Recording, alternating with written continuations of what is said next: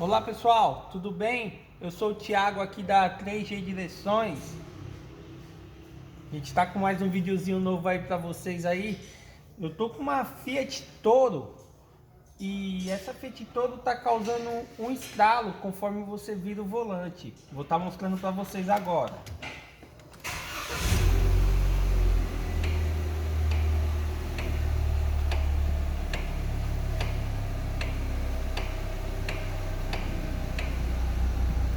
Como vocês podem ver, é um estralo bem até que alto, né?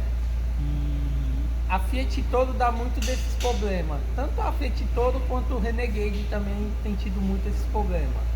Eu vou estar executando um serviço aí e passando para vocês o que tem que ser feito, tá bom?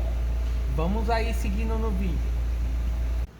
Então, pessoal, executei o serviço aqui, realmente tive que tirar a coluna de direção fora desse carro, fiz um reparo na parte da coluna, na parte mecânica de engrenagem da coluna, e agora solucionamos o problema que ocasiona nesse carro, que é uma Toro.